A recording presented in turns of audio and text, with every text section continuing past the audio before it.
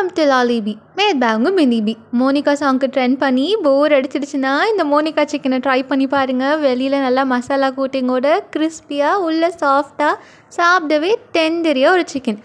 Coimbatore special எப்படி பண்ணுறதுன்னு பார்த்துடலாமா? கட்லரியில் கட் பண்ணி லிட்டரில் குக்கா மாதிரி கிக்காக ரெசிபி பண்ணிடலாமா?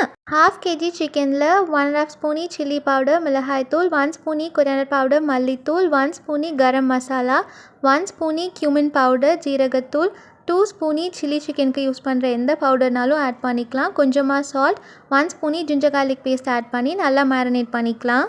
1/2 ஹவருக்கு ஃப்ரீசரில் வச்சு எடுத்துக்கலாம். மசாலா இன்னும் நல்லா பெனிட்ரேட் ஆகிடும்.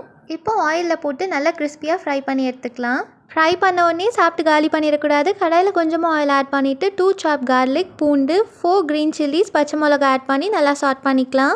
1/2 ஸ்பூனி சில்லி பவுடர், மிளகாய்த்தூள், கொஞ்சமாக சால்ட் ஆட் பண்ணி 1/2 கப்பி கர்ட் தயிர் ஆட் பண்ணி நல்லா குக் பண்ணிக்கலாம். மீடியம் ஃப்ளேமில் வச்சுக்கணும். இப்போ சிக்கனே உள்ளே ஆட் பண்ணி அந்த கர்ட் உள்ளே இறங்குற வரைக்கும் நல்லா மிக்ஸ் பண்ணணும். இப்போ அந்த கர்டில் உள்ளே அப்சர்வ் ஆகி நல்லா ட்ரை ஆகிற வரைக்கும் நல்லா ட்ரை ரோஸ்ட் பண்ணி எடுத்துக்கலாம். வேணும்னா பெப்பர் பவுடர் கூட ஆட் பண்ணிக்கலாம். கொஞ்சமாக கறி லீஃப், கருவேப்பில் கார்னிஷிங்க்கு ஆட் பண்ணி நல்லா ட்ரை ரோஸ்ட் பண்ணி எடுத்தால் செம்ம டெண்டரியாக டேஸ்டியாக கிறிஸ்பியான மோனிகா சிக்கன் ரெடி.